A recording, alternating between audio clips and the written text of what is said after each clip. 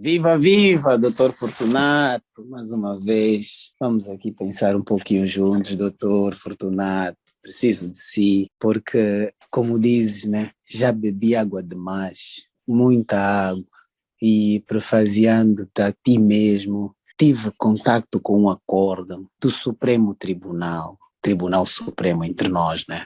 Decretou, entretanto, aliás, vamos ser mais práticos, deitou abaixo uma decisão de primeira instância, decretando a nulidade de um despedimento que, entretanto, em primeira instância, tinha passado como procedente. O Supremo veio deitar abaixo a decisão, porém, decretou a nulidade, não completou, então, aqueles entretantos que nós estamos habituados. Já sabemos que o nosso processo laboral não é nada célere. Aliás, é menos célere do que o convencional. São mais ou menos 8 anos em primeira instância, mais 4 no Supremo, é 12 em média, né?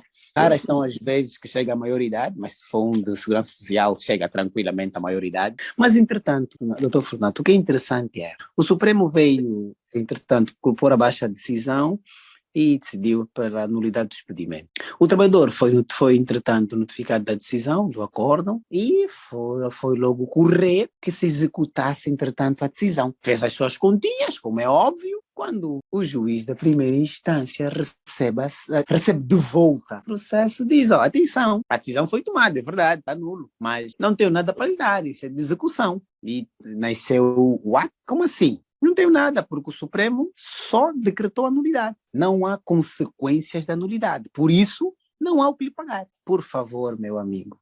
Não vou te contar a segunda parte depois de me esclareceres, então, o que é que se passa com isso. Essa postura é a mais acertada. O juiz não tem mesmo nada a dar ao trabalhador. Não vou chamar de pobre coitado, só vou chamar de a parte mais débil, né? O hipossuficiente. Olha, doutor Yannick, meu presidente, é melhor beber água do que meter água. Então, o famoso ius postulante, ultravel petita, não surgiram por fórmulas mágicas. É porque no direito de trabalho, os danos do direito de trabalho são presumidos. Por isso é que temos categorias de consequências jurídicas. Se despediu, se houver nulidade, tem direito o trabalhador a ser reintegrado e receber os salários em atraso. Se for improcedência, reintegração ou a indenização, uma obrigação alternativa, sempre os salários em atraso. Ou seja, o trabalho dos juízes ou dos aplicadores do direito no âmbito laboral tem a tarefa facilitada. Não precisam se esforçar muito. Nós já sabemos, se foi decretado nulo, o que significa afinal a nulidade em direito? É voltar à circunstância anterior e, como há uma carga de imperatividade muito elevada, se é nulidade, então é para receber os salários em atraso, porque ele volta à situação anterior e recebe os salários em atraso. No fundo, o que o Supremo terá feito foi, não, eu não aceito a decisão tomada pelo juiz do Tribunal ACO e, portanto, eu vou pela nulidade. Se vai pela nulidade, somos todos grandinhos para perceber que a nulidade, os efeitos da nulidade, pagamento de salários em atraso, reintegração e pagamento de salários em atraso.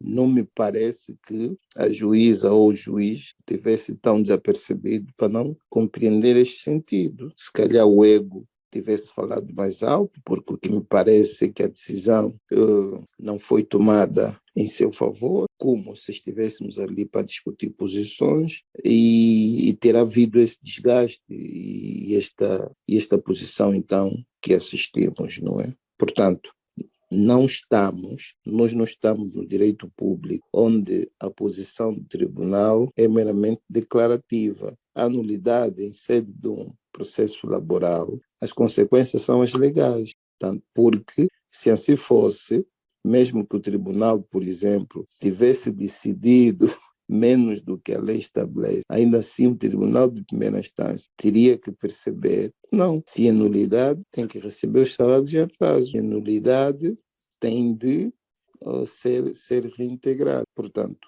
é um falso problema, porque não podemos, algumas vezes, atuar em sede do processo laboral, revestido do favor laboratórios, e depois de outras vezes no ius civile, não é? Como se tivéssemos esquecido já as normas do direito processual laboral e direito laboral substantivo propriamente, não é? Não é que possamos afastar ou afastemos as normas do direito civil ou processo civil, mas eu penso que temos que rever, porque senão vai-se inaugurar um caos, porque aquela parte do 208, número 3, nulidade, depois vem as consequências. Não são consequências inventadas pelo tribunal. O tribunal apenas forma o seu pensamento para saber se, tratando-se de um despedimento disciplinar ou um despedimento imediato, saber se é nulo ou improcedente. Depois, mais nada, as consequências devem ser apenas copiadas. Se o juiz não colocou, é óbvio que não se pode deixar a deriva, não é? Epá, vou beber mais água e talvez andamos a estudar mal, Yannick. Vamos ainda tirar anos sabático para ler de novo essa questão. Eu concordo contigo, acho que é bom tirar mesmo estes anitos para estudar, porque eu já ouvi dizer que o próprio Tribunal Adquem, ou seja, o próprio Supremo diz que se não foi pedida a aclaração do acordo, não foi pedido a reformulação da sentença, o trabalhador não terá mesmo direito a qualquer benefício, ou seja, qualquer daquelas consequências que traz a nulidade, porque o acórdão não assim especificou. O Supremo, Fortunato, isso veio do próprio Supremo, porque o trabalhador, se já transitou em julgado, não terá direito nem a salário intercalar, nem indemnização, tampouco reintegração, porque, entretanto, o acórdão nada disse, só decretou a nulidade. Eu acho que mesmo só com água. Eu não bebo, nem melhor um whisky para voltar para ver se faz Não, efeito. isso é para nós bebermos água. Então, no direito laboral, qual é a ciência empreendida pelos ilustres ou pelos meritíssimos juízes, dignos magistrados do Ministério Público empreendem? Não empreendem, apenas formulam o seu pensamento ou criam a sua convicção com base nos fatos que lhes apresentam. As consequências são as previstas por lei. Não se tem o trabalho como... Não estou a dizer que tem menos trabalho, estou a dizer que não tem o trabalho que tem os nossos amigos do cível ou de outras salas especializadas que devem aferir o dano e depois a correspondência entre o dano e a indemnização, ou seja, o nexo de causalidade e depois o valor correspondente. E até chamam peritos, chamam outros experimentados na matéria. As consequências são claras. Se decretou nulidade, quer dizer que a nulidade, isto mesmo sem aclaração, o que é nulidade? Nulidade destrói todo o caminho que foi trilhado até chegar ao despedimento para regressar ao seu ponto anterior. Qual é o ponto anterior? Então, quando ele era trabalhador, está a ver? Porque eu não acho que se tenha perdido 8 ou 12 anos, como temos apelidado, para chegarmos a um ponto em que se meta água, não é? É melhor beber água do que meter água.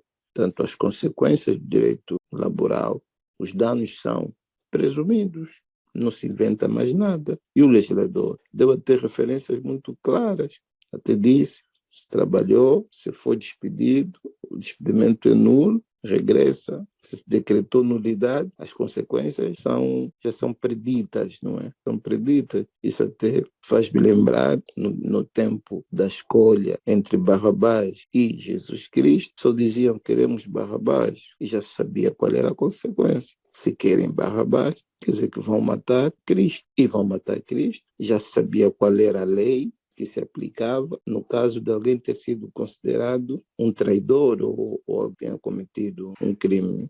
E os nossos amigos que nos ouvirem, reduzam também o estresse e evitem extremos. É melhor bebermos água. Estou contigo nessa.